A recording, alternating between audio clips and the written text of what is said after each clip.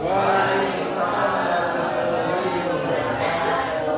siang teman-teman semuanya. Apa kabarnya hari ini? Jadi hari ini kita akan melanjutkan mata kuliah kewarganegaraan karena Bu Adis tidak bisa hadir, jadi saya menggantikan sebagai moderator. Terus nanti kita akan ada penyajian materi dari kelompok 6. Selanjutnya ada sesi tanya jawab dan menutup. Gitu. Jadi dipersilakan kepada kelompok 6 untuk mempresentasikan materi. Terima kasih.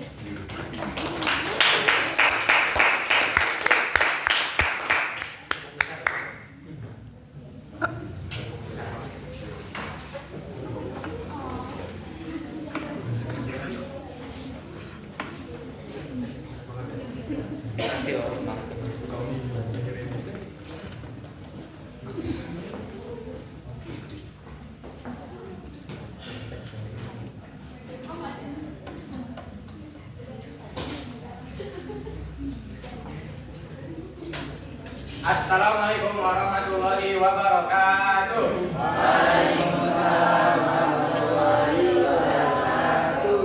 Selamat pagi menuju siang, teman-teman semua. Pagi menuju siang.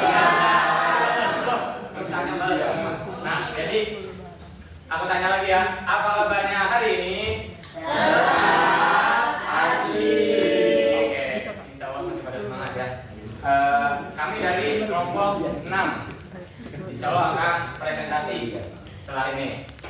Materinya masih belum dikasih tahu. Nggak boleh.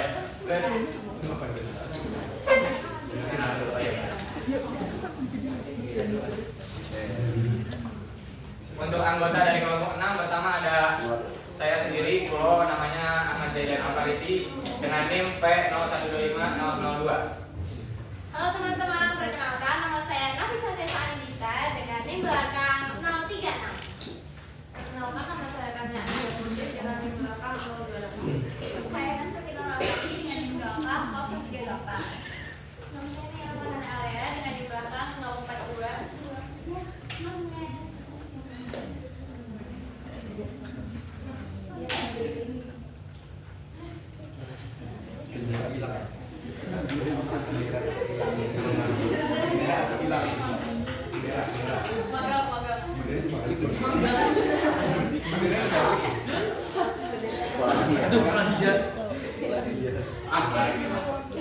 Sabar ya guys. Yang edit siapa? Maaf ya guys, bendera awal. Putih merah. Putih merah. Benderanya balik.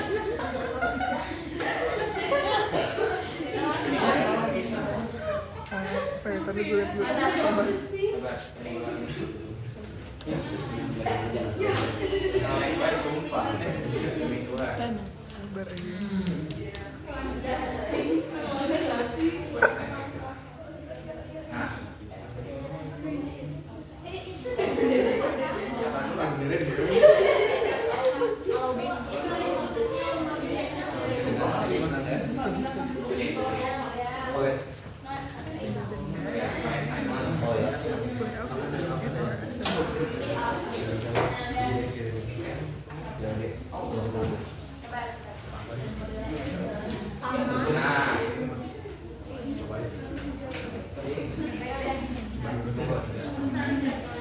Oke teman-teman, jadi sebelum kita masuk ke materi hari ini, kita akan ice breaking dulu.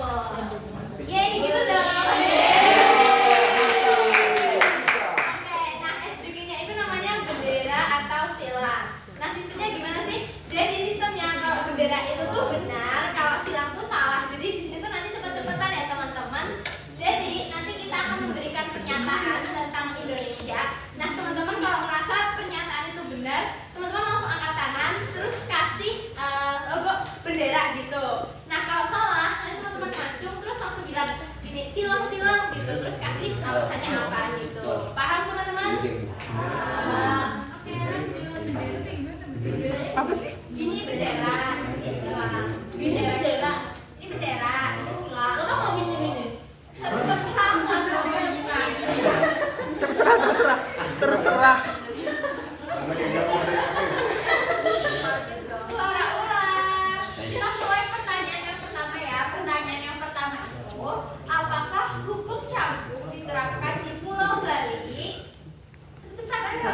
balik.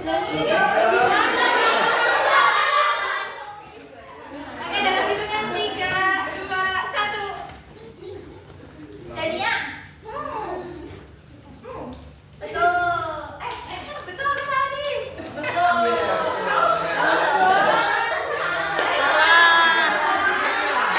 Udah gua aja. Udah gua aja. Berarti jawabannya yang betulnya itu harusnya gini ya, silang. Karena hukum cabut itu harusnya diterapi di mana sih teman-teman? Tadi gimana? Bendera itu salah apa benar? Bendera itu benar. Oh, enggak. Salah baca soal. Oke, udah makasih ya.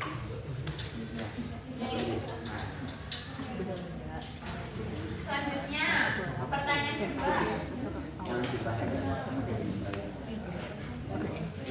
Konsep geopolitik Indonesia dikenal dengan istilah wawasan Nusantara. Hitung dulu. Ayo, cepet-cepetan ya. 3, 2, 1. Itu turun dulu. 3, 2, 1. Dari. Bener ya? Jawabannya benar.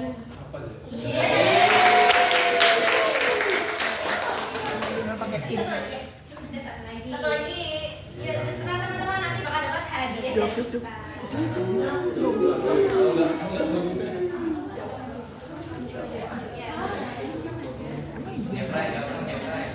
Jawabannya belum, jawabannya.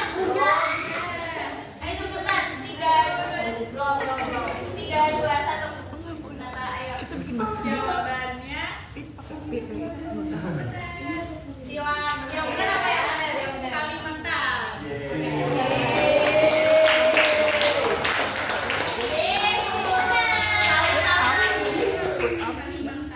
Buat yang tadi udah menjawab dan benar, boleh masuk depan ya.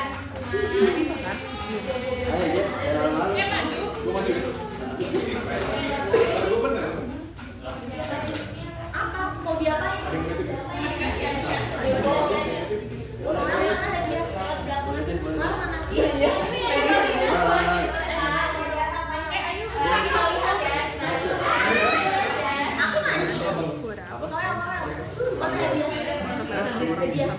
Benar.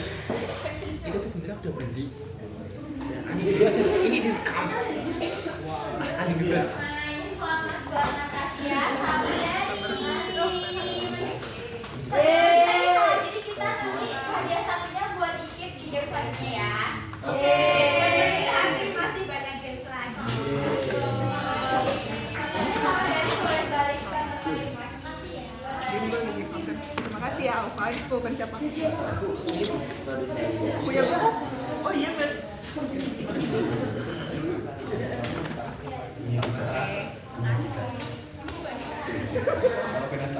Oke teman-teman, jadi tadi teman-teman tahu nggak sih gamesnya itu tuh buat apa? Jadi itu buat memantik di materi kita yakni geopolitik Indonesia.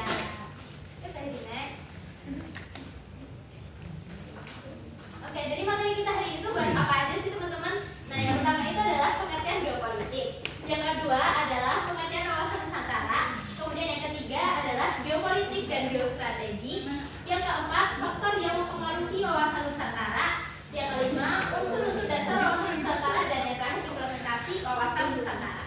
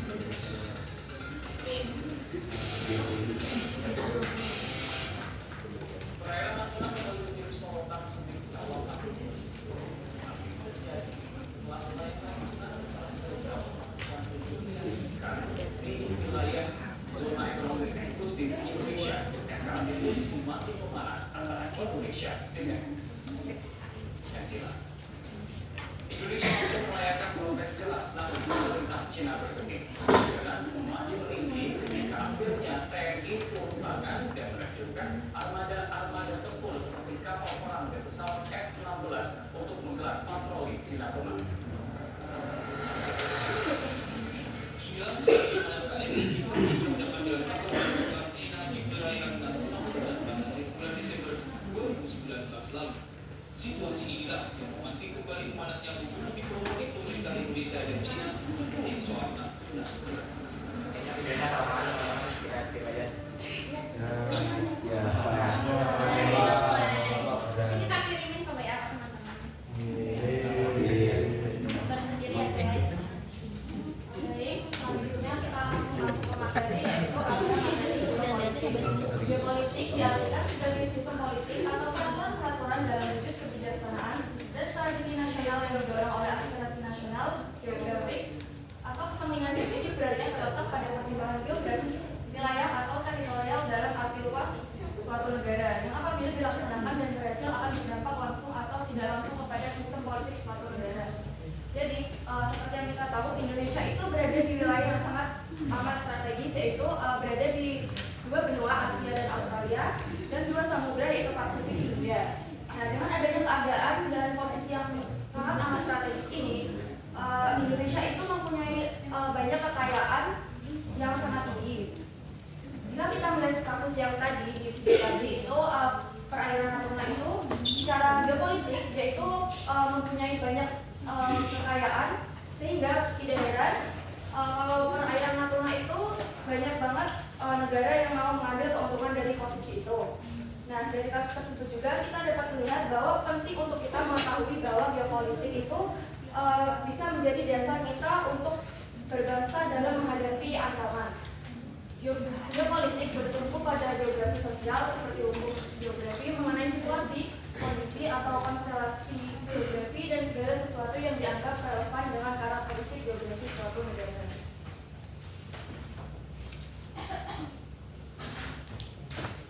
Yang selanjutnya yaitu ada wawasan Nusantara. Wawasan Nusantara adalah cara pandang bangsa Indonesia tentang diri dan lingkungannya berdasarkan Pancasila dan UUD 1945 serta sesuai dengan geografi wilayah Nusantara yang menjiwai kehidupan bangsa dalam mencapai kehidupan atau cita-cita nasionalnya. Singkatnya, wawasan Nusantara itu adalah cara pandang sebagai cara pandang bangsa Indonesia terhadap diri dan lingkungannya berdasarkan kesatuan wilayah dan bertujuan menjaga persatuan dan kesatuan. Dengan wawasan Nusantara ini kita bisa menegakkan bahwa Natuna tadi itu adalah milik NKRI sehingga setiap ancaman yang terjadi harus dihadapi dengan tegas. Wawasan Nusantara juga berperan untuk membimbing bangsa Indonesia dalam penyelenggaraan kehidupannya serta sebagai rambu-rambu dalam perjuangan mengisi kemerdekaan.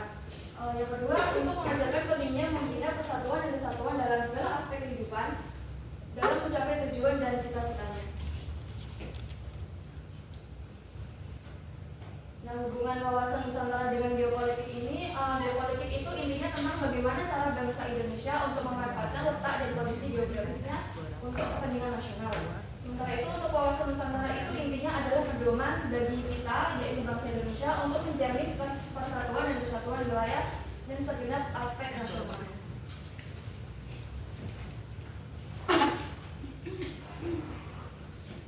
Selanjutnya kita akan bahas tentang paham-paham kekuasaan. Kenapa sih kita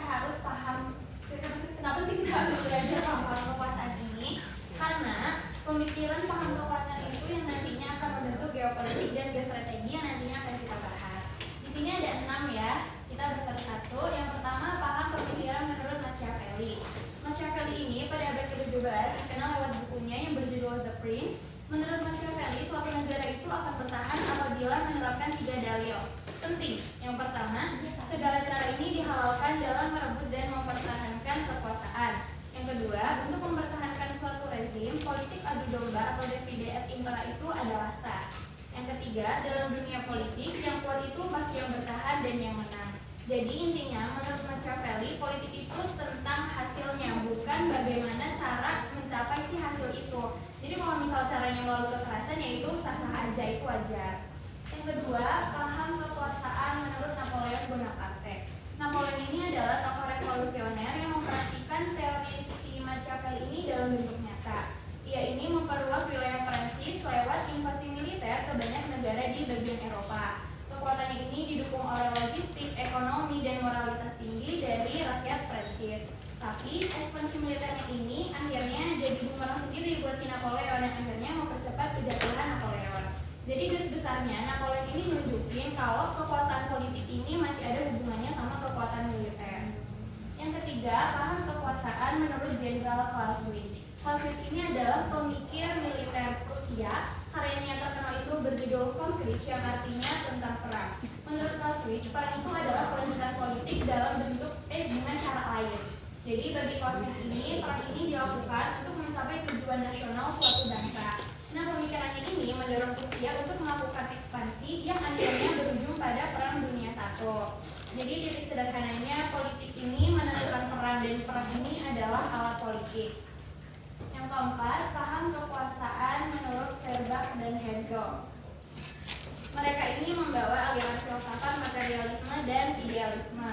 Jadi intinya menurut mereka kondisi ekonomi, perkembangan teknologi dan budaya ini tuh mempengaruhi bagaimana suatu negara ini mengambil keputusan atau membentuk suatu kebijakan.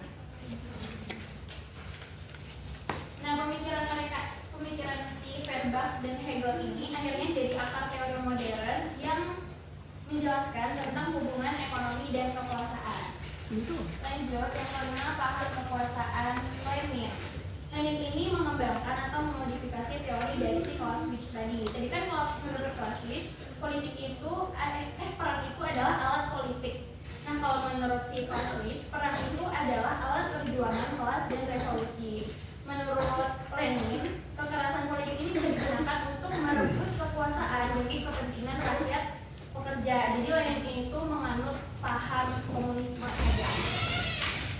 Oke, next yang terakhir, paham kekuasaan Lucian dan Sidney. Mereka ini menghubungkan kekuasaan politik dengan budaya politik. Menurut mereka, politik ini tuh tidak cuma dipengaruhi karena oleh kondisi objektif, tapi oleh kondisi psikologi dan juga subjektivitas masyarakatnya.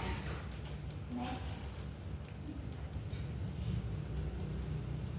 Oke, sekarang kita bahas asal istilah geopolitik. Jadi geopolitik ini pertama kali digunakan oleh Friedrich Ratzel sebagai ilmu bumi politik atau biasa kita kenal namanya political geography. Habis itu dikembangin sama Rudolf Gehlen asal Swedia dan Karl Haushofer asal Jerman yang namanya diganti jadi geographical politik. Jadi apa sih bedanya political geography sama geographical politik? Kalau political geography ini kita mempelajari fenomena geografi dari aspek politik. Kalau geographical politik kita belajar fenomena politik dari aspek geografi.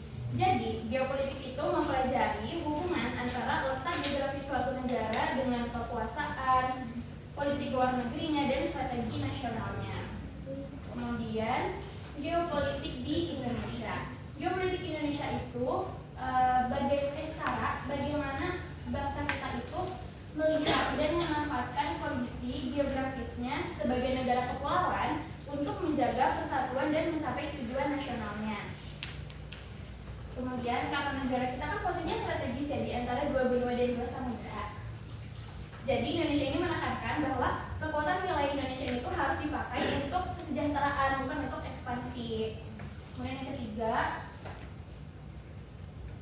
seluruh wilayah di Indonesia itu adalah satu kesatuan yang harus kita jaga dan kita kelola secara adil sesuai dengan Pancasila dan UUD 1945.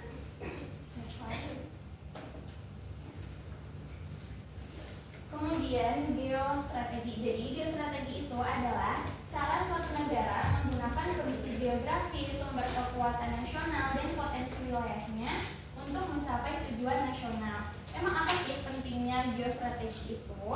Nah, geostrategi itu kan jadi suatu negara itu kan dia bisa bergerak semau dia sendiri ya. Dia itu harus mempertimbangkan beberapa hal penting. Nah, di antaranya letak geografisnya, potensi sumber daya, kondisi masyarakat, dan ancaman dari luar maupun dari dalamnya. Nah, geostrategi Indonesia ini kan punya tujuan ya, di antaranya yang pertama menjamin keberlangsungan negara, yang kedua menjaga persatuan bangsa, yang ketiga mengamankan kepentingan nasional, yang keempat mewujudkan pembangunan yang merata, dan yang kelima menghadapi ancaman di berbagai bidang. Jadi hubungan geopolitik sama geostrategi itu, geopolitik itu kan menentukan cara pandang suatu negara berdasarkan kondisi geografisnya. Nah, kalau geostrategi itu tuh suatu negara itu tuh menentukan langkah konkret berdasarkan cara pandang itu. Nanti kan. Jadi misalnya Indonesia tuh sadar kalau Indonesia itu negara kepulauan. Nah, itu tuh berarti geopolitik. Itu kan cara pandang berdasarkan kondisi geografisnya. Nah, habis itu Indonesia tuh jadi lebih fokus untuk memperkuat pertahanan laut dan integrasi antar wilayahnya. Nah, itu geostrategi, langkah konkret yang diambil suatu negara. Begitu, guys. Next. Saya akan menjelaskan oleh Nashpa. Oke, nah selanjutnya tadi kan Kanya udah bahas ya terkait wawasan Nusantara. Sekarang aku bakal jelasin lebih detail apa aja sih faktor yang mempengaruhi wawasan Nusantara. Yang pertama itu dilihat dari wilayahnya atau kawasan geografisnya. Yang pertama yaitu ada asas kepulauan atau nama latinnya adalah Archipelagic Principle. Nah, kata asas kepulauan ini asalnya dari mana sih? Jadi kata asas kepulauan itu berasal dari kata archipelago dan juga archipelagic yang berasal dari kata Italia yang akar katanya adalah archi. Archi itu apa? Archi itu artinya terpenting, sedangkan pelagos itu artinya laut dan wilayah lautan. Jadi gabungannya adalah lautan yang terpenting gitu. Nah, istilah archipelago ini terdapat pada naskah resmi perjanjian antara Republik Venezia dan Michel Pelagos pada tahun 1268. Jadi emang asas kepulauan ini sudah didiskusikan sejak lama gitu. Nah, perjanjian ini menyebut archipelago yang maksudnya adalah Aegeus Pelagos atau Laut Aegea yang dianggap sebagai laut oleh negara-negara yang bersangkutan. Nah, istilah archipelago adalah wilayah lautan atau pulau-pulau di dalamnya. Arti ini kemudian menjadi pulau-pulau saja, dan karena ada penyerapan bahasa barat, archipelago ini dianggap sebagai makna kepulauan atau kumpulan pulau gitu. Nah, selanjutnya itu ada Kepulauan Indonesia. Nah, jadi bagian Indonesia itu tadi kalian penasaran gak sih kenapa pendahulu-pendahulu dulu itu memilih makna kata Indonesia? Ada yang tahu nggak? Sebelum Indonesia tuh ada banyak istilah-istilah yang diusulkan, tapi akhirnya tuh dipilih makna kata Indonesia. Kenapa tuh? Nah, jadi Indonesia itu memiliki makna spiritual yang mengandung jiwa perjuangan menuju cita-cita luhur, negara kesatuan, kemerdekaan, dan juga kebesaran. Nah, sebutan Indonesia ini itu sangat dicintai oleh bangsa kita. Padahal nama Indonesia sendiri itu diagungkan oleh orang Barat. Siapa itu? Jadi nama Indonesia itu diusulkan oleh ilmuwan J.R. Logan dan W.E. Maxwell, yaitu seorang ahli hukum dan juga ilmuwan. Nah, pada tahun 1882 dia itu menerbitkan buku Penuntut untuk Bahasa Indonesia. Nah, kata Indonesia itu semakin terkenal karena dipopulerkan lagi oleh Adolf Bastian atau seorang etnolog yang menegaskan arti kepulauan ini. Nah, selanjutnya semakin terkenal lagi karena pada abad ke-20-an Perhimpunan Indonesia itu menggunakan makna Indonesia untuk nama organisasinya. Nah, selanjutnya ada konsepsi tentang wilayah kelautan. Jadi konsepsi tentang wilayah kelautan ini itu menjelaskan tentang kepemilikan lautan. Ada beberapa istilah yang dipakai. Yang pertama itu ada res mulius, yang berarti laut itu nggak ada yang punya gitu. Laut itu tidak ada yang memilikinya. Terus yang kedua itu ada res cimunis yang menyatakan bahwa laut itu adalah milik masyarakat. Dan yang ketiga itu ada mer liberum yang menyatakan bahwa laut itu bebas untuk semua bangsa. Dan yang keempat yaitu mer clausum yang berarti laut itu dimiliki diukur dari 3 mil dari garis keluar pantai. Terus yang terakhir yaitu Archipelagic State Principle yang ini dijadikan dasar hukum laut oleh PBB yang menyatakan kalau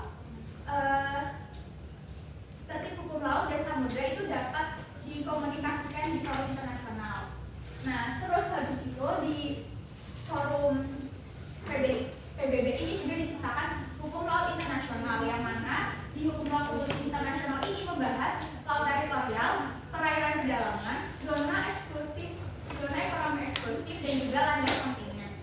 Nah, masing-masing area ini itu dapat dijelaskan pada slide selanjutnya.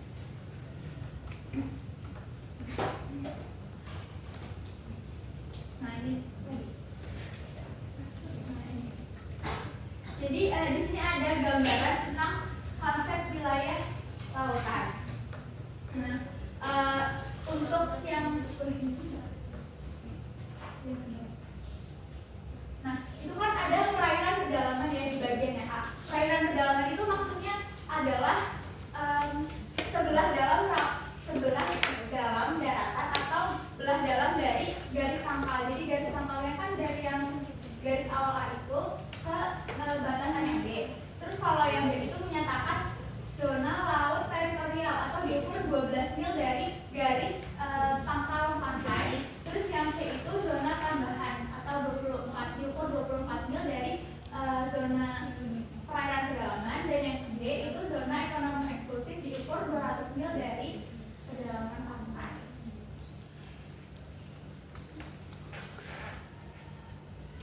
Nah, selanjutnya ada karakteristik wilayah Nusantara.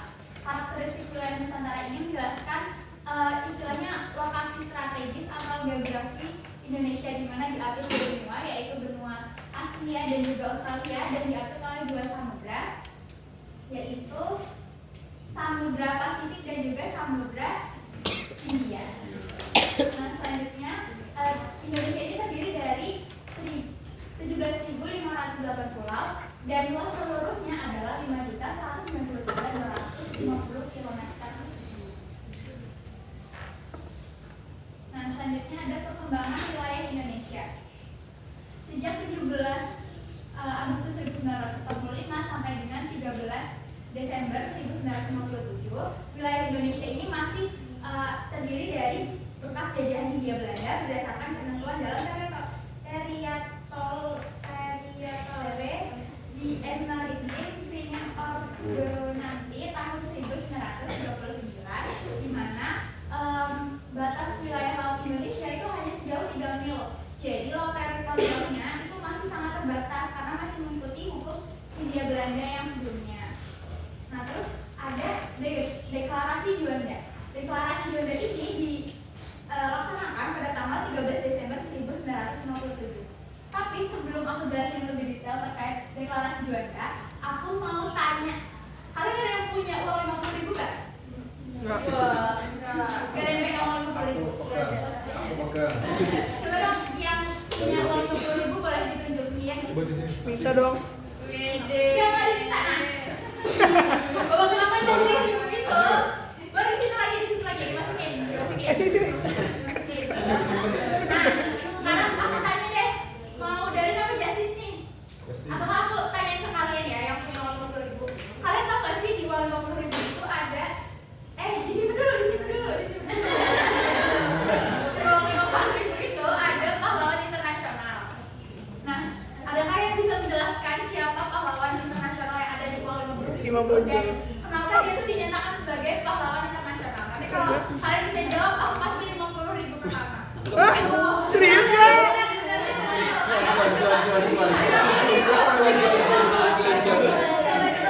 Anjing buat anak kos.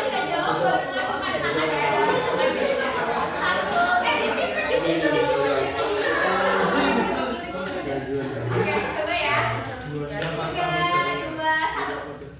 Mau. Internasional ya. Pakai dolar itu. Pakai internasional. Gue aja.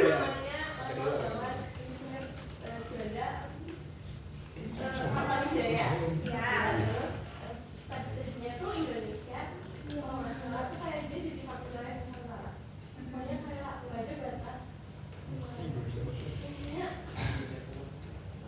Pokoknya kayak tiap wilayah itu dia cuma jadi berapa doang. Akhirnya tuh wilayah itu cuma jadi bertambah nasional. Dan itu sudah ada lagi deklarasi daerah. Beneran gak sih? Masa 50 aja? Gue dah. Ini sumpah cuma. Boleh tepuk tangannya dulu tuh minta Masih uang palsu. Uang palsu ya. Boleh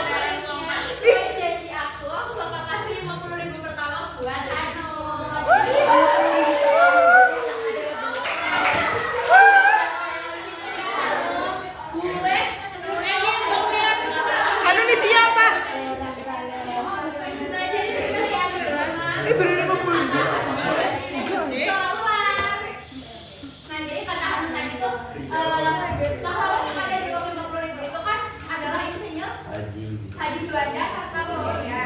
Nah, jadi beliau itu yang mengungkapkan atau menghadiri deklarasi Juanda yang mana beliau itu mengatur tentang hukum laut Indonesia gitu. Nah, jadi semenjak tanggal 13 Desember 1967 sampai dengan 17 Februari 1969, deklarasi Juanda ini menyatakan laut teritorial Indonesia itu diukur 12 mil dari titik terluar pantai gitu. Nah, deklarasi Juanda ini itu membahas tentang 3 hal. Yang pertama yaitu perwujudan bentuk wilayah negara NKRI yang utuh dan juga bulat. Yang kedua itu penentuan batas-batas wilayah negara Indonesia yang disesuaikan dengan asas negara kepulauan. Seperti yang sudah dijelaskan di awal tadi tentang konvensi hukum laut PBB gitu. Terus yang ketiga itu adalah pengaturan lalu lintas damai, pelayaran yang lebih menjamin keselamatan dan keamanan NKRI. Nah, terus habis itu dari tanggal 17 Februari 1969 sampai dengan sekarang itu juga ditambahkan terkait pembahasan untuk hukum yang membahas sumber kekayaan alam dalam landas kontinen Indonesia. Nah, jadi 4 asas pokok yang dibahas, yaitu yang pertama ada segala sumber kekayaan alam yang terdapat di dalam landas kontinen Indonesia itu adalah milik eksklusif negara Republik Indonesia. Jadi emang sumber daya alam yang ada di landas kontinen itu hanya milik Indonesia, nggak bisa dibagi ke negara-negara lain. Terus yang kedua, pemerintah Indonesia bersedia menyelesaikan soal garis landasan kontinen dengan negara-negara tetangga melalui perundingan. Dan yang ketiga, jika tidak ada garis batas, maka landasan kontinen adalah suatu garis yang ditarik di tengah-tengah antara pulau terluar Indonesia dengan wilayah terluar negara tetangga. Dan yang keempat, selain tersebut itu tidak mempengaruhi sifat serta status di perairan di atas landasan kontinen Indonesia maupun udara di atasnya. Jadi maksudnya 4 asas pokok ini itu hanya mengatur terkait wilayah perairan saja, jadi nggak mengatur untuk batas di permukaan maupun di bagian laut udara gitu, di bagian langit di udara ya, di udara.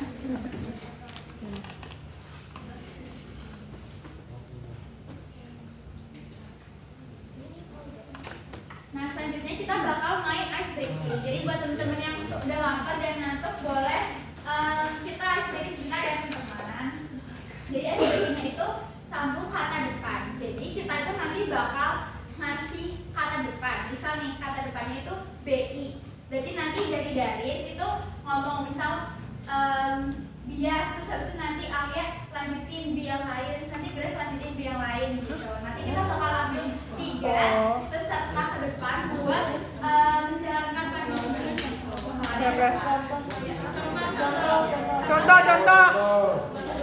Contoh.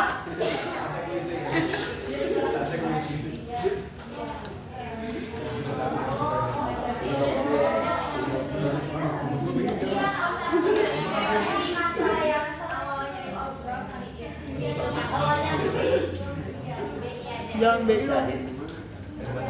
BI apa? Bias. Ya. Nah, nanti dari itu ngomong misal bias. Terus habis itu nanti Alia ngomong kata bi, melanjutkan katanya untuk ke suku kata yang lain gitu. Misal biru, terus nanti Grace di yang lain gitu. B sama tinggi gak sih? Yang penting bi doang. B sama I. Mana?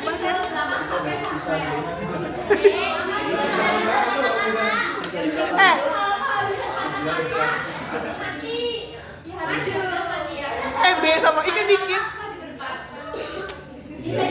Berapa detik? 10. Sewajarnya manusia. Sewajarnya manusia ya. 5 detik dong. Ya udah 5 deh. 3 tuh gak wajar kok. Please. Gak boleh searching ya. Aurel bisa behave. Kalau gitu 3 deh. Ya, gantikan.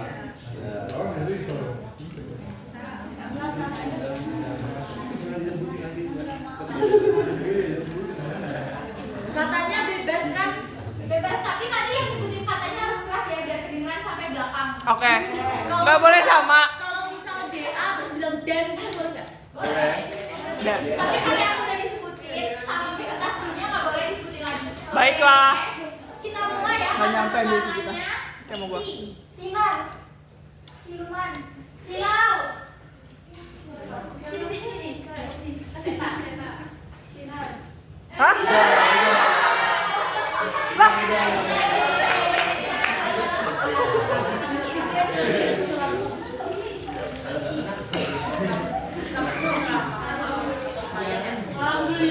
Alhamdulillah ya Allah.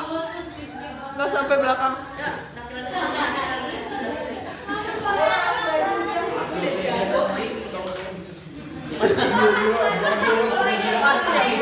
Katanya NA. NA. Nah. Nasi huy. Jangan kebanyakan sama orang ya. Nasi boleh. Naik. Nafas. Nata. Ini aja. Ya. Boleh nanas. Tambah. Boleh nasi. Nasi.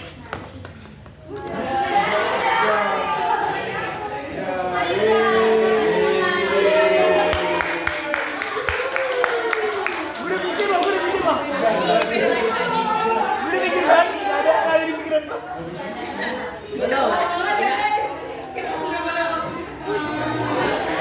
Laki nggak sih laki? Satu. Laki nggak sih laki satu? Satu laki nggak sih? Diam kalau. Duduk kalau. Laki-laki nggak sih?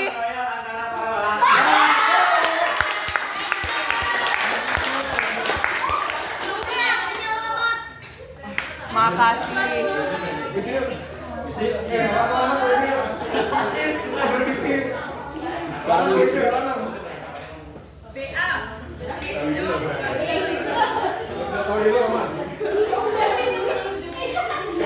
Satu lagi kan? Laki-laki ayo dong siap-siap ya. Oh iya, yang cewek boleh perhatiin yang cowok ya. Siapa tahu mereka masuk diputar itu. Nanti musiknya dikalian terus ya. Sampai dia kalah pokoknya. Seperti biasa lah, battle royale-nya kalian. Ayo, kompe. Katanya apa? Sabar dulu. Startnya dari Justice dulu ya. Justice kanan, bentar lagi ya. Oke. Ada tuh 3 star langsung mereka. Iya. Semuanya tahu. Oke. Jangan lupa. Mau dibaca. Kemari. Oke. Kelas. Keran. Kerani. Kembar. Kembali. Kemarin. Keren. Kecil. 3. Oh iya. Itu 2 kata nggak sih? Enggak boleh ya? Enggak, itu nggak dua kata. Oh, boleh. Yang 3. 3. Boleh. Loh kayak gitu jadi ke 6, ke 7, ke 8 kayak gitu dong. Boleh kan? Boleh dong. Udah gitu dong. Tapi jangan dilanjut. Boleh tapi jangan dilanjut katanya. Tadi siapa berarti? Justice Lagi. Ya. kesel kegiatan Kemas. Keren. Pejar.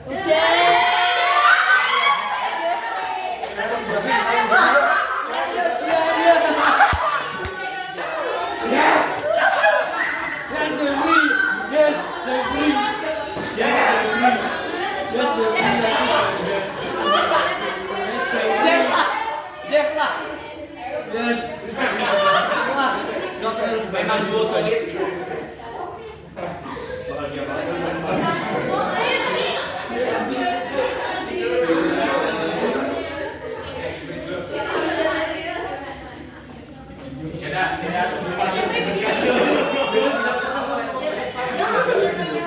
Ketiga loh ya.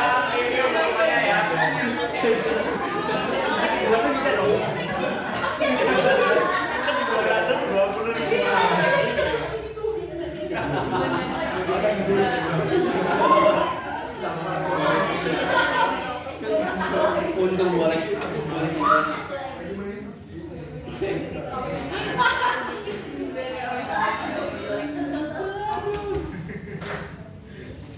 Tenang Jeff. Tenang Jeff. Ingat ilmunya.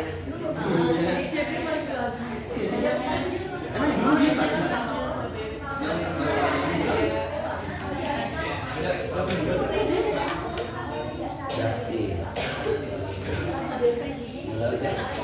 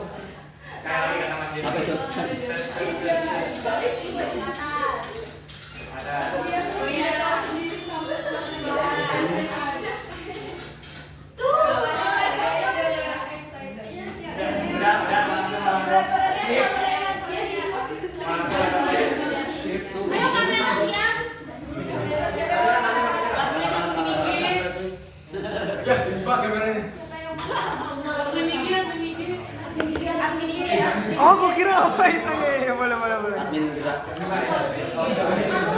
Enggak usah di sini aja. Boleh baris dulu. Madep sini dong, madep sini. Teman-teman mau senternya siapa teman-teman? Jeffrey.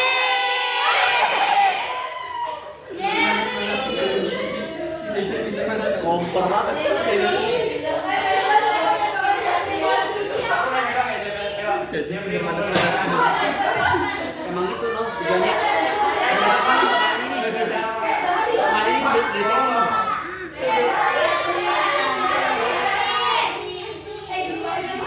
Andekan dia tadi memang iya makanya andekan dia. Lihat sini dong.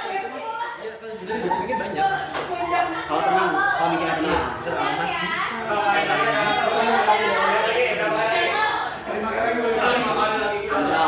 Mana?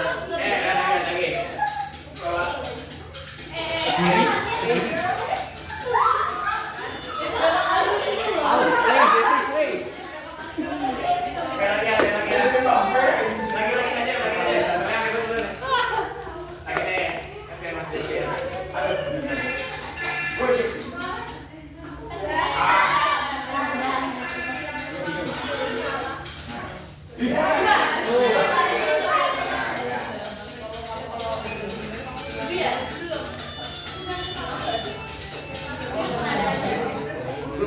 Makanya latihan bareng biar kompak.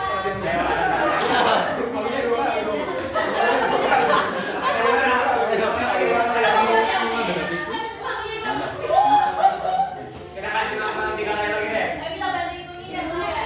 Nih, 1 kali lagi nih, set.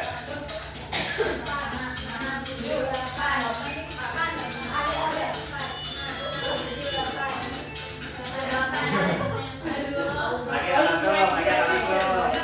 Oh, udah ready ya? Belum. Ambil.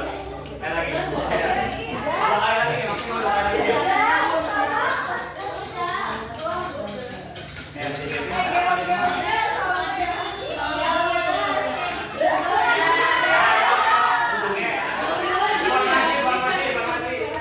Yes.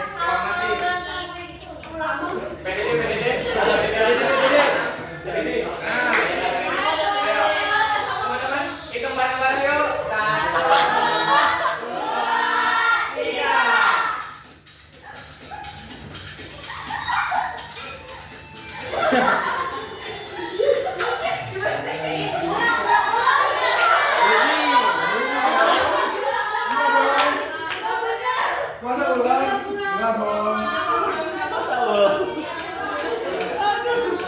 Udah capek banget ya. Udah spirit ya. Kita kasih tepuk tangan. Respect Jeffrey. Terus kita punya hadiah buat yang berjasa. Sekarang kalian pilih mau merah, kuning atau hijau. Jadi mau yang apa nih? Merah. Yang merah.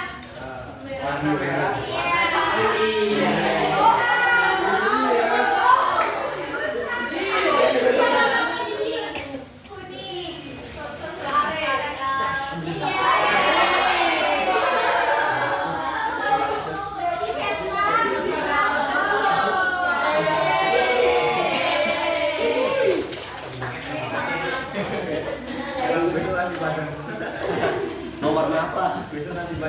Warna apa, Tris? Oh, ini Tris. Warna putih. Mau warna putih. Halo teman-teman, udah semangat belum nih? Semangat. Ayo, Balikin, Pak. teman-teman Rasa, apa kabarnya hari ini?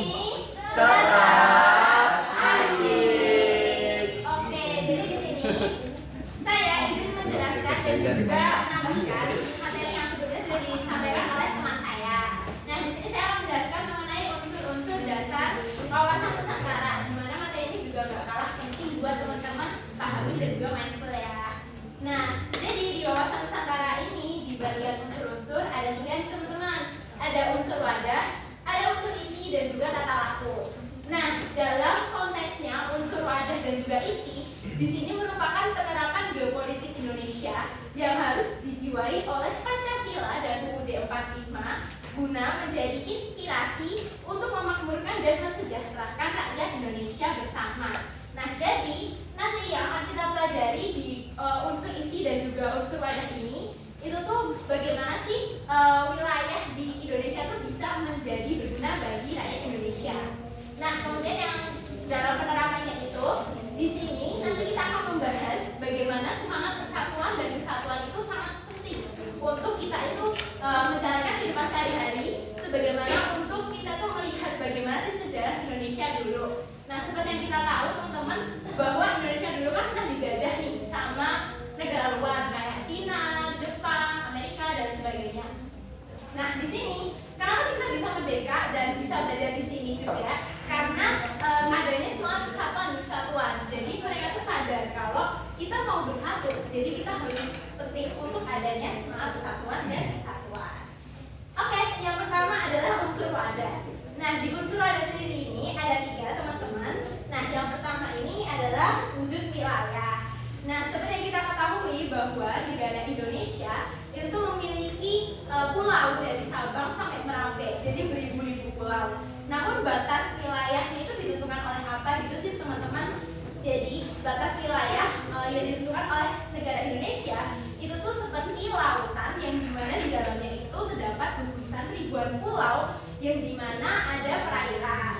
Nah, jadi seperti perairan, daratan dan juga udara itu termasuk ke dalam ruang lingkup wilayah.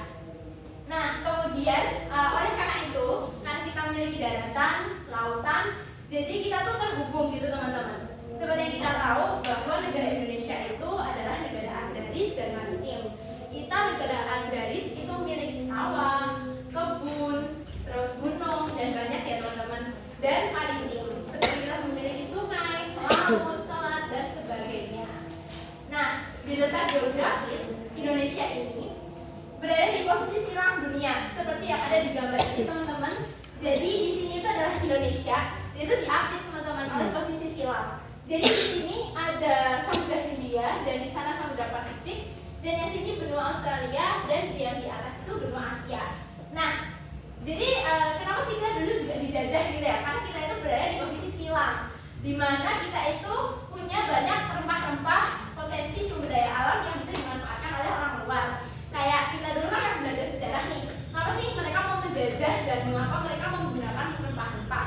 Karena rempah-rempah itu karena di sana udaranya dingin, terus juga kalau dijual juga lumayan mahal nih teman-teman. Mereka mau menjajah kita gitu. Nah, jadi di antara posisi silang ini itu tuh mempengaruhi politik, ekonomi, sosial, budaya, pertahanan dan keamanan. Next. Oke, yang kedua di dalam unsur wadah ini adalah kata inti organisasi. Nah, jadi inti itu kan berarti kesatuan gitu ya teman-teman, jadi pokoknya dulu gitu. Nah, berdasarkan UUD 45 di sini itu meliputi apa aja sih? Jadi meliputi bagaimana sih bentuk dan kedaulatan negara Indonesia, kemudian sistem pemerintahannya itu seperti apa, terus sistem perwakilannya itu dari apa, negara kekuasaannya itu seperti apa gitu. Nah, yang pertama bentuk dan juga kedaulatan negara Indonesia. Kita tahu bahwa negara Indonesia itu sejatinya adalah negara republik. Meskipun dulu kita pernah diganti menjadi Republik Indonesia Serikat, tapi itu tuh sangat tidak menguntungkan bagi negara Indonesia karena memiliki impact yang negatif gitu buat negara. Maka dari itu dari RI itu diubah lagi ke Republik. Karena memang cocok. Kenapa? Karena dengan adanya Republik ini kedaulatan itu di tangan rakyat, oleh rakyat dan untuk rakyat. Nah, dilaksanakan itu juga menurut Undang-Undang 1945 dan juga Pancasila. Nah, selanjutnya sistem pemerintahannya itu presidensial. Jadi presidensial itu tuh kekuasaan tertinggi itu ada di tangan presiden. Jadi apapun tuh semua keputusannya itu ada di tangan presiden dan juga wapres.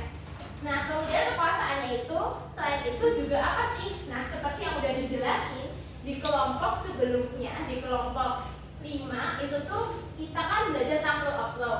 Jadi negara Indonesia itu tuh berpacu dengan negara hukum, di mana hukum tertinggi kita itu juga berlandaskan oleh Pancasila, UUD 45 dan juga tata aturan perundang-undangan. Nah, di sini kalau kita melanggar juga bakal dihukum sesuai dengan yang ada di pedoman kita. Nah, yang terakhir adalah sistem perwakilan. Oke, nah kita tahu bahwa sistem perwakilan kita itu adalah DPR, teman-teman. Ya meskipun kadang ya aspirasi kita nggak didengarin gitu, tapi sebenarnya DPR itu yang mewakili rakyat gitu. Nah, kenapa sih pas demo itu tuh susah banget buat pilih DPR? Karena DPR itu tuh punya kedudukan yang kuat, teman-teman.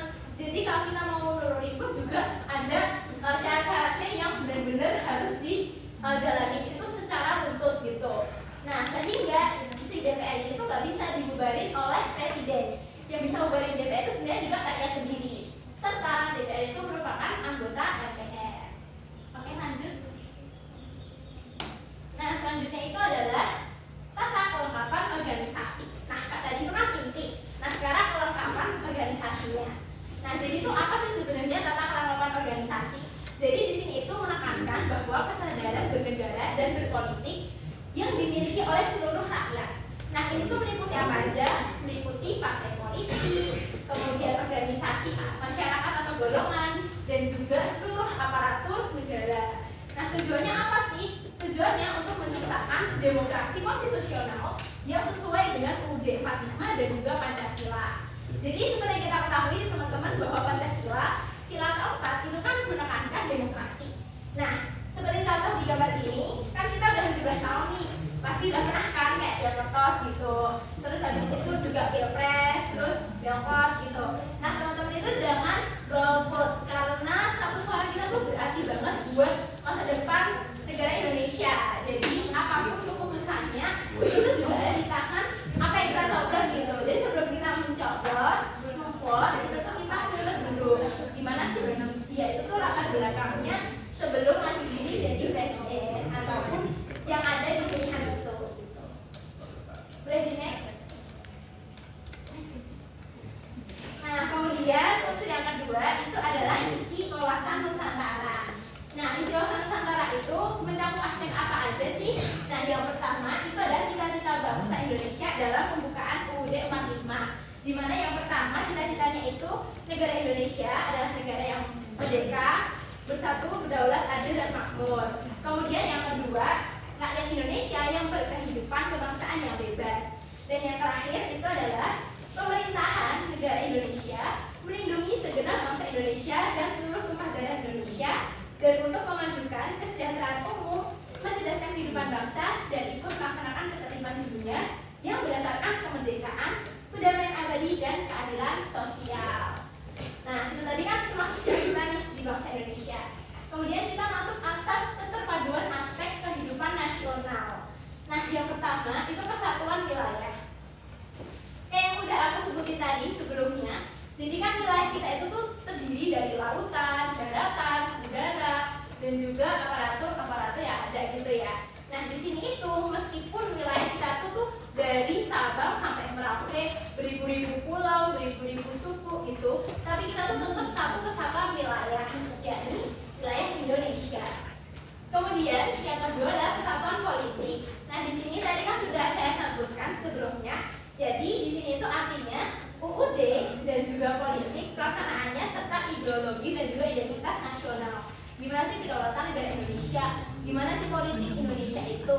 Jadi kita sebagai rakyat Indonesia juga harus memberikan bagaimana kontribusinya untuk politik yang sehat di Indonesia. Kemudian yang ketiga itu kesatuan sosial budaya.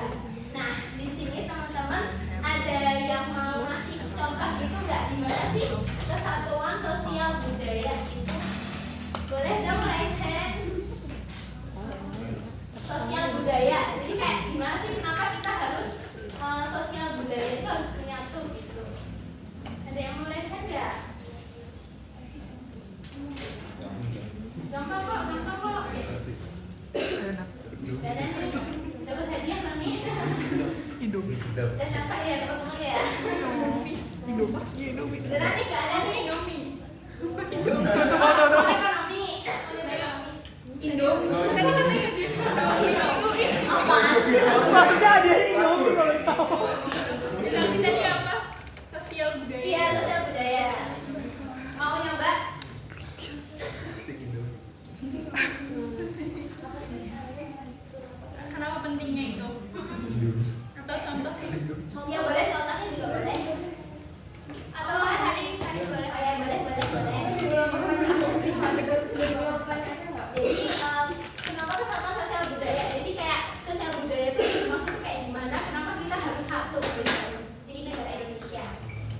dijawab ya. Iya, Tapi benar. maaf kalau salah. Nah, sosial budaya itu harus nyatu karena keduanya itu saling berkaitan erat dan tidak dapat dipisahkan. Kayak misalkan kebudayaan kan tidak dapat ada di manusia, setiap manusia itu pasti punya budaya kan, dan ingatan itu penting untuk menjadi tujuan fundamental dalam kehidupan bermasyarakat, berbangsa dan bernegara.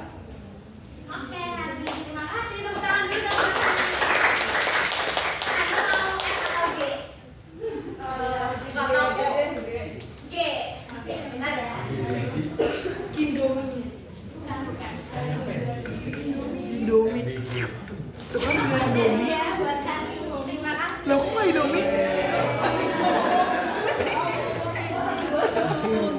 Itu belum Coba aja. itu dia, coba nggak? Ada yang mau coba? Nat coba Nat. Tapi Kalau Indomie mau nggak teh? Indomie deh. Kalau Indomie mau nggak teh? Ada yang mau coba lagi nggak? Apa ya? Boleh ulang pertanyaan nggak? Boleh yang ekonomi mau coba atau yang pertahanan keamanan? Haduh nggak apa juga. Pertanyaannya bisa ngomong dari ekonomi kayak ekonomi di Indonesia kayak gimana? Terus kenapa kita harus menjadi satu kesatuan gitu? Jadi yang mau jawab Enggak. Boleh ya? Mau coba? ekonomi ya. Ya boleh sih, bebas mau ini. Oke, kalau ekonomi sendiri ya, kenapa harus tadi antara kesatuan gitu ya? Nah, kalau misalnya ekonomi di Indonesia sendiri itu kan asasnya kan kekeluargaan ya, terkait dengan kooperasi juga. Nah, kenapa harus selaras gitu?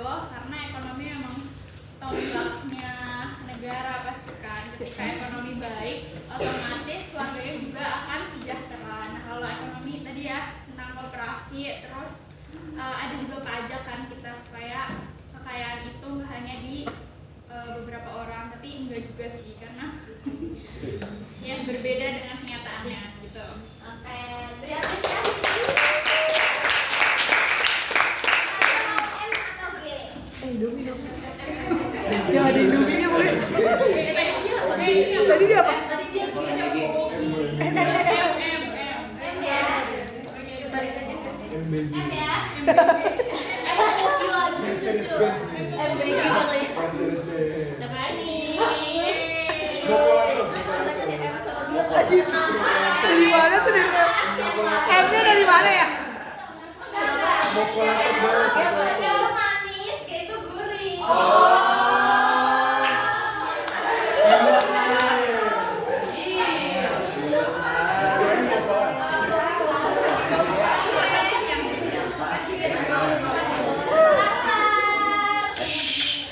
Oke teman-teman, jadi terima kasih teman-teman tadi sudah menjawab dengan yang tadi dikatakan tadi tentang sosial budaya dan juga ekonomi. Jadi di sini saya akan lanjutkan tentang pertahanan dan keamanan. Jadi seperti kita ketahui bahwa kita juga memiliki TNI, Polri, kemudian banyak ya aparatur sipil juga negara juga, dan kita itu sebagai negara Indonesia, rakyat negara Indonesia juga harus menjunjung tinggi bagaimana keadilan di Indonesia. Kemudian yang terakhir itu kesatuan kebijakan nasional. Nah, kesatuan kebijakan nasional itu apa sih teman-teman? Jadi di sini itu adalah gimana kebijakannya itu harus merata gitu ya teman-teman. Nah, seharusnya pemerataan pembangunan itu harus merata. Meskipun sekarang tuh kayak di daerah 3T, di daerah yang terpencil gitu, mengajarkan susah. Nah, seharusnya pemerintah Indonesia itu juga harus memeratakan seluruh pemerataan di bangunan di Indonesia. Jadi semoga harapannya ke depannya kita semua itu bisa rata gitu pembangunannya. Oke, next. Oke, yang terakhir adalah tata laku wawasan Nusantara. Nah, di sini itu tata laku berarti kan penerapan ya teman-teman. Nah, yang pertama ada batinnya. Nah, batinnya itu apa sih? Batin berarti itu kan dari hati. Sikap mental bangsa yang berlandaskan Pancasila. Jadi teman-teman itu tuh udah dari SD ya belajar Pancasila. Nah, di dalam teman-teman itu, di hati teman-teman itu pasti udah kayak terpancar gitu ya, udah kayak memendam. Oh, jadi Pancasila salah satu tuh tentang gini. Jadi pengetahuan teman-teman tuh udah ada dan juga udah tertanam gitu. Nah, kemudian kalau lahiriah itu tuh perwujudan nyatanya dalam kehidupan sehari-hari gimana teman-teman bisa mengamalkan Pancasila. Teman-teman ada yang mau nggak kasih contohnya batinnya sama lahiriah? Yang mau apa hadiah nih? Orang waktu lu bertindak ibu ya. Bunga. Kenapa? Dania. Dani. Indomie. Mending Indomie dong. Siapa nih yang mau coba? Enggak makasih. Kok enggak Indomie enggak makasih. Mau coba deh. Boleh deh.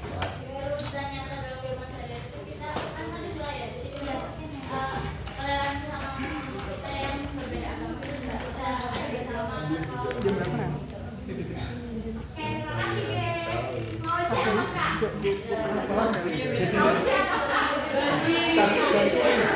Coklat keju.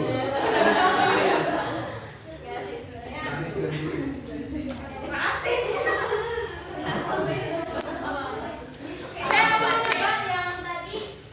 Berdiri ya? Siapa, Cek? Mau coba nih? Dua-duanya didapat nih nanti. Yang mau isi 2 nanti dapat double hadiahnya. Jatuh aja. Kelihatan. Iya boleh mau apa tadi? Gini aja. Boleh Itu berarti kan kayak keyakinan dari seorang individu. Misal nih kita yakin kalau ada Tuhan yang Maha Esa. Oke. Sabar. Hadiah. Hadiah. Oke, mau ucap Kak. Cek apalagi Charles and Kate. Coklat. Saya untuk coklat. Emang itu kunci guys. Oh tadi mau. Iya.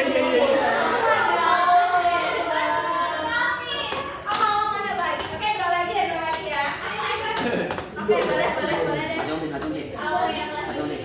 Kayak misal kayak ada permasalahan gitu, ada konflik itu bisa diselesaikan dengan musyawarah biar semuanya sama-sama sepakat dan Tangannya kasih tepuk tangan buat anggota dong.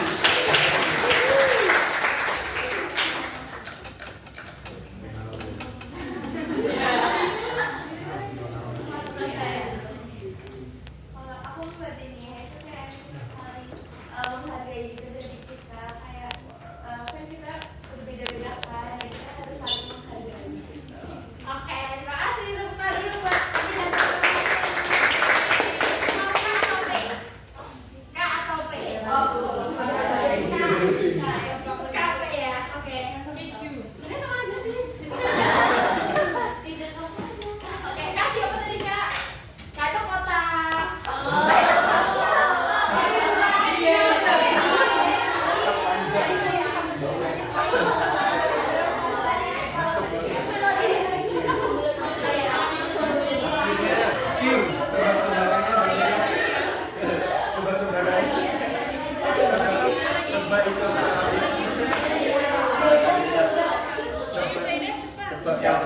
Ya, coba yuk. Diimplementasikan di implementasi wawasan Nusantara. Jadi yang pertama ada wawasan Nusantara sebagai pancaran dari falsafah Pancasila. Tadi sudah diberitahu oleh rekan-rekan saya, sudah dijelaskan dengan sangat baik bahwa wawasan Nusantara sendiri memiliki arti seperti konsep atau cara pandang suatu bangsa terhadap dirinya dan lingkungannya. Dan Pancasila sendiri kita tahu bahwa dia adalah dasar filosofis negara Indonesia. Nah, dan dia juga memiliki 5 sila yang saling terkait. Kira-kira teman-teman masih pada ingat kan? Kan udah lama kita nggak apel. Jadi coba nih, kita bareng-bareng yuk. Pancasila 1. Dua. Salah pusat ya. 3. Persatuan Indonesia. 4. Kerakyatan yang dipimpin oleh hikmat kebijaksanaan dalam permusyawaratan perwakilan. 5. Keadilan sosial bagi seluruh rakyat Indonesia.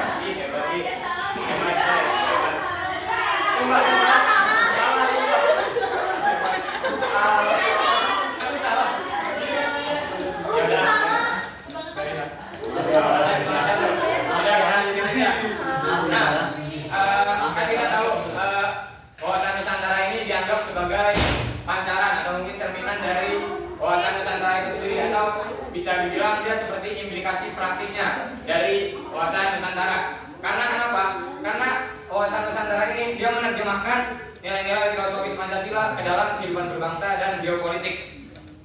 Dan misalnya kita breakdown nih dari dalam geopolitik, wawasan Nusantara ini dia sudah mencerminkan misalnya sila ketiga. Karena wawasan Nusantara ini kan dia menekankan kesatuan dan keutuhan NKRI, dan dia sangat berusaha mencegah dari namanya disintegrasi yang sayangnya sudah pernah terjadi di Indonesia ya, dari Timur yang memisahkan diri dari keluarga besar Indonesia dan menjadi keluarga mandiri ya, jadi negara sendiri akhirnya. Dan itu adalah yang berusaha wawasan Nusantara berusaha mencegah dari hal-hal seperti itu terjadi lagi.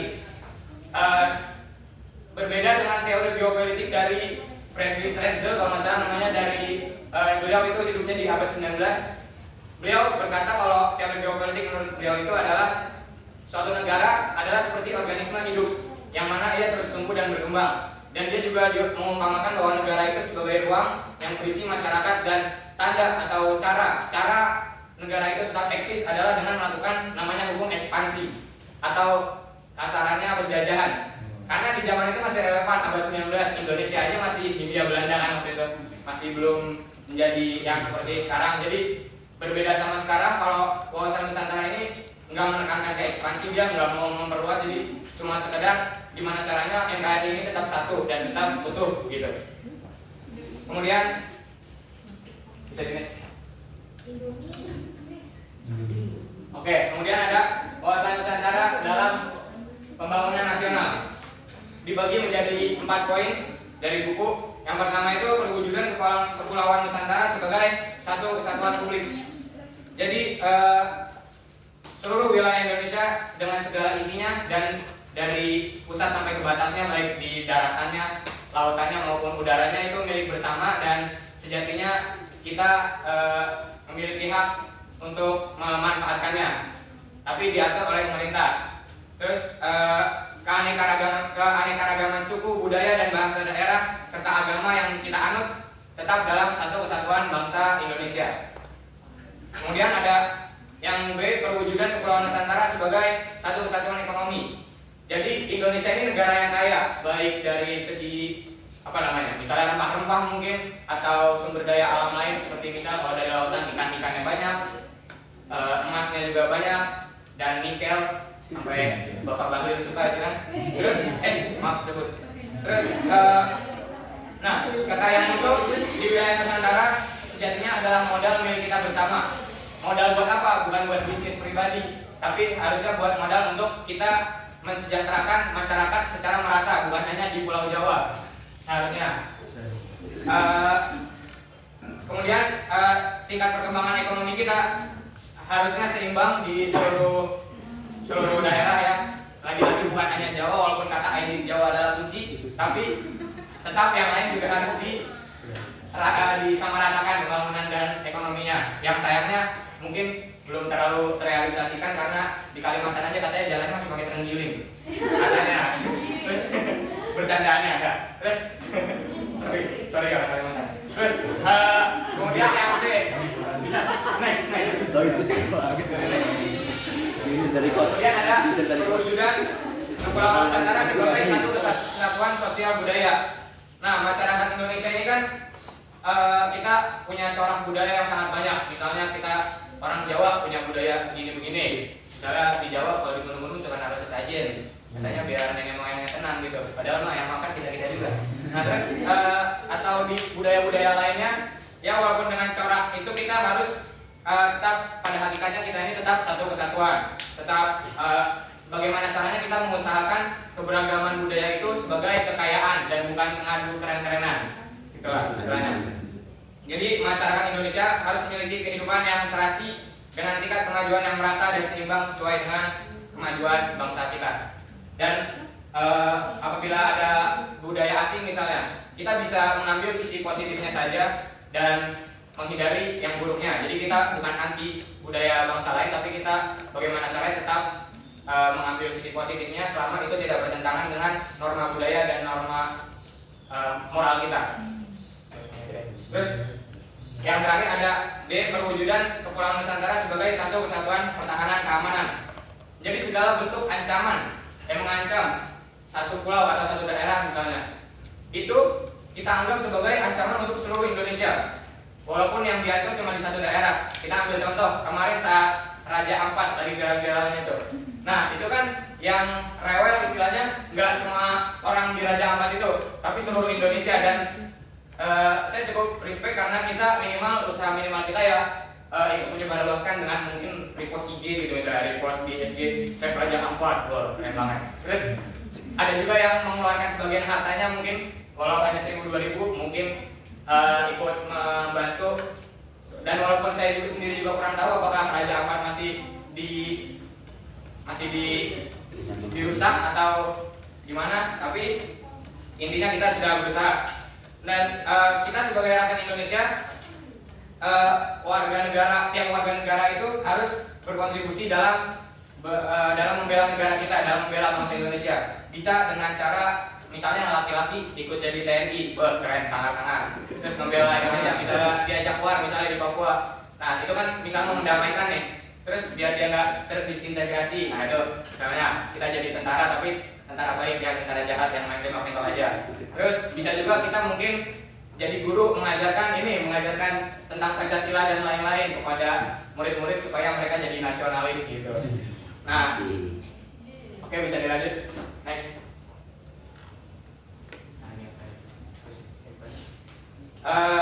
Kemudian ada penerapan wawasan Nusantara. Jadi ada beberapa manfaat yang dari penerapan wawasan Nusantara ini, misalnya ada di bidang wilayah. Jadi diterimanya konsepsi Nusantara di forum nasional. Kita ambil contoh tadi yang sudah dijelaskan. Sekarang kita punya zona ekonomi eksklusif ya. Zona ekonomi eksklusif yang sekarang kita punya zona lautnya 200 mil ya. Dan kita lihat dari tahun sebelumnya kan tadinya cuma 3 mil tuh. Itu berenang dikit aja udah nyampe batas kan istilahnya. Baru berenang dikit saja udah nyampe batas. Sebalik lagi. Nah, kalau sekarang kita udah cukup jauh. Dan itu diterima secara internasional. Jadi semua negara sudah mengakui kalau daerah itu zonanya Indo gitu. Punyanya Indo, nggak boleh macam-macam. Senggol bacok gitu. Terus nah, apa keuntungan dari tambah luasnya wilayah itu? Ya tentunya sumber daya alam kita makin banyak. Misalnya tadinya kalau 3 mil tuh ikan-ikannya cuma ikan cupang, sepat gitu misalnya. Terus misalnya sampai 200 mil kita bisa dapat hiu gitu. Nah mungkin itu bisa. Jadi sumber daya alamnya semakin luas dan sumber daya di dalam, misalnya di dalam laut kita bisa jadi ngambil terumbu karang. Kalau 3 mil apa cetek banget ya. Cuman pakai GT aja nyampe kayaknya. Terus ada manfaat penerapannya di bidang pembangunan negara. Pembangunan negara di berbagai bidang kan kita udah lihat sendiri berbagai proyek pembangunan sarana prasarana baik yang komunikasi dan transportasi. Contohnya misalnya dulu kita bikin satelit Palapa gitu. Itu kan buat membantu. Next.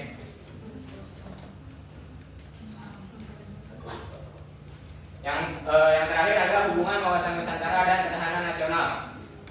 Nah, wawasan nasional ini kan jadi pedoman kehidupan kita.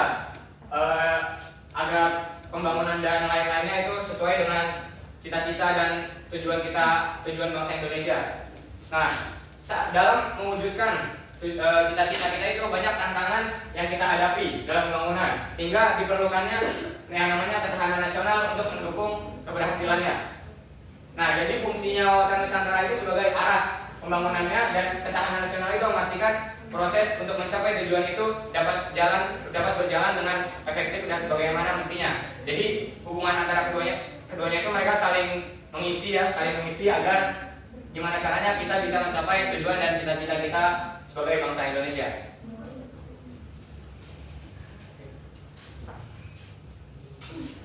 Oke, materinya sudah selesai. Ini referensi yang kami ambil dari setidaknya ini dari buku-buku yang kita punya.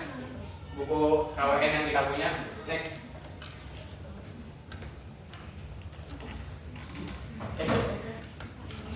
Ini adalah dokumentasi ketika kami mengerjakan dan berdiskusi terkait tugas kami. Oke. Terima kasih.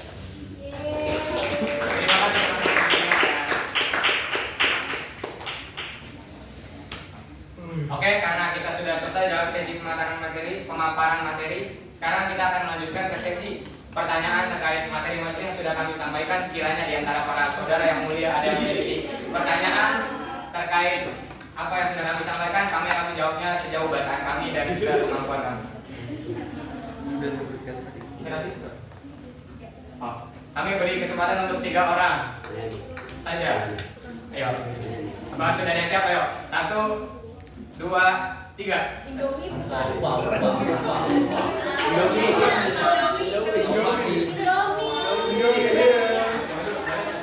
Lumayan aja digado. Lumayan digado enak banget. Indomie soto. Iya, enak banget. Akhir bulan ini lah maklum lah.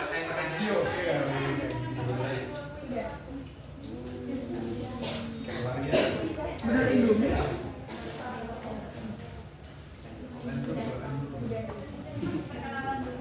Perkenalkan, nama saya Firmanalaya dengan belakang 007. Jadi itu pernah ada kasus tentang ekspor pasir laut ya, yang terjadi beberapa tahun lalu.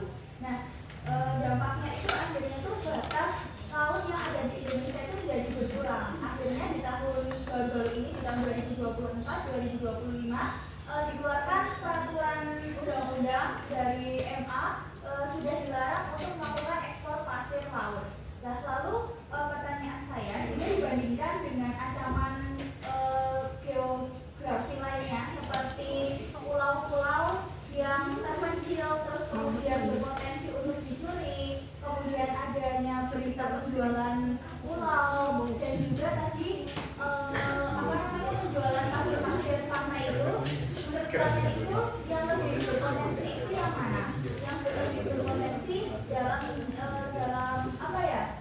Mengancam ketahanan geopolitik, dan jangka panjangnya itu secara jangka panjang itu yang lebih berpotensi itu yang mana? Begitu. Terima Makasih atas pertanyaannya. Mungkin boleh yang kedua angkat tangan. Besok kan soalnya. Ayo, 3, 2, 1. Anies. Nggak usah berdiri kan? Perkenalkan, nama saya Hanif Nafi dari Nimkan 08. Gampang aja sih. Jadi kan tadi kan dijelasin kan bahwa kayak lainnya tuh gimana kan Indonesia kan hubungannya sudah merata kan antara timur sama barat itu masih kayak kencengan yang barat. Nah itu gimana sih pengaruh dari kawasan Nusantara sendiri buat bisa nyamain pemerataan itu?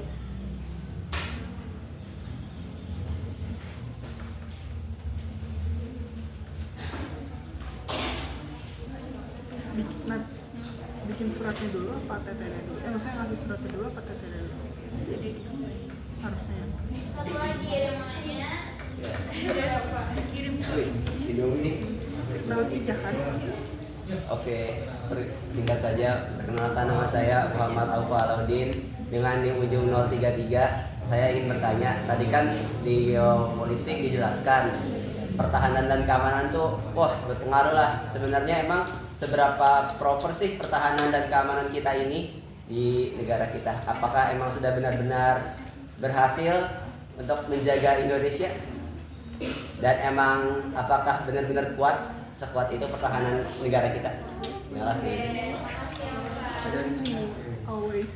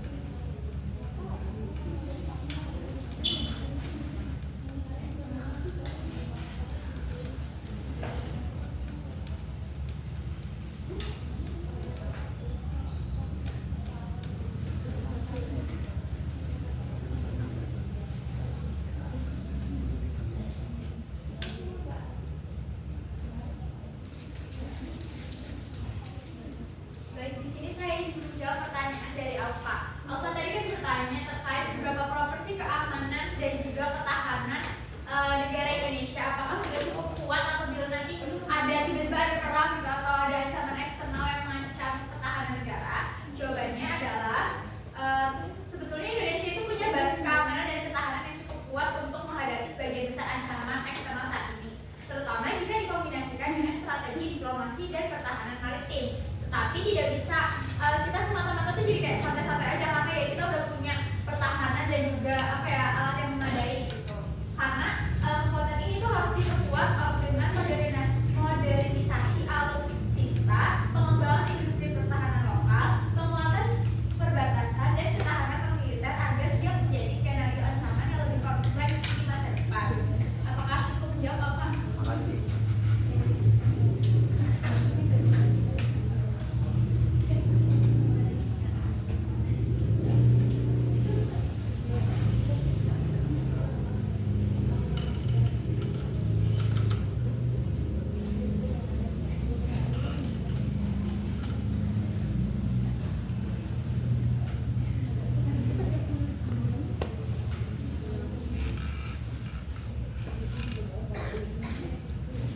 Baik, ini juga pertanyaan dari Alia. Jadi tadi pertanyaannya itu pertanyaannya itu kan kasus ekspor pasir laut gitu ya, dan dampaknya itu sangat besar bagi Indonesia. Nah, jika dibandingkan dengan geografi lainnya, mana yang berpotensi untuk mengancam kondisi geopolitik jangka panjang gitu ya. Nah, izin menjawab Alia. Jadi kalau jika dibandingkan dengan ancaman lain seperti kerentanan di pulau terpencil, kemudian atau isu penjualan pulau-pulau kecil atau ekspor, dia pulau kecil, maka ekspor dan pengambilan pasir laut itu merupakan ancaman geopolitik jangka panjang yang paling serius. Karena apa? Karena pengambilan pasir secara langsung itu tuh mengubah bentuk fisik pulau dan garis pantai yang menjadi dasar perhitungan batas wilayah dan maritim di Indonesia. Nah, ketika garis pantai itu tuh menyusut, maka Indonesia itu bukan hanya akan kehilangan ruang hidup dan juga ekosistem yang tentunya pantai itu sangat berguna ya bagi Indonesia, tetapi juga melemah dalam kondisi hukum dan juga geopolitik di kawasan pantai itu tersebut. Nah, kalau misalnya ancaman pada pulau terpencil maupun penjualan pulau itu emang berbahaya banget, namun keduanya itu bisa dikendalikan sama regulasi dan juga pengawasan negara. Nah, sementara itu kalau dampak pasir itu tuh kayak lebih sifatnya itu tuh kayak permanen dan sulit dipulihkan, sehingga memperlemah fondasi kedaulatan secara perlahan namun signifikan gitu. Nah, jadi karena itu kebijakan pelarangan ekspor pasir dari tahun-tahun sebelumnya itu tuh merupakan langkah penting untuk mencegah erosi wilayah dan menjaga kekuatan geopolitik Indonesia dalam jangka panjang. Apakah menjawab? Baik, terima kasih ya. Oke, sekarang saya akan menjawab pertanyaan Hani. Jadi tadi pertanyaannya fungsi wawasan Nusantara ketika pembangunan bidang merata ya. Jadi wawasan Nusantara ini berfungsi untuk menjaga persatuan nasional dengan menumbuhkan kesadaran bahwa seluruh wilayah ini adalah satu kesatuan yang harus maju bersama. Jadi wawasan Nusantara ini membantu mengurangi ketegangan sosial, mencegah munculnya rasa ketidakadilan dan disintegrasi, serta menjadi landasan kebijakan suatu negara untuk memperbaiki ketimpangan melalui pemerataan pembangunan, peningkatan kesejahteraan daerah tertinggal, dan penguatan keadilan sosial di seluruh Indonesia. Apa mau menjawab? Adik.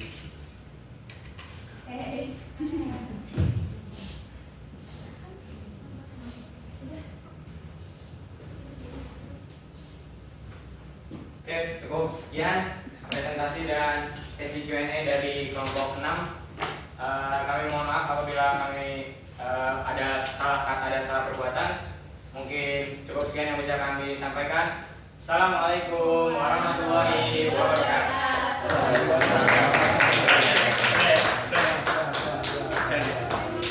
Masih nyala, astagfirullahaladzim. Bu, jangan dulu. Kan izin ngomong. Oh ya, mama.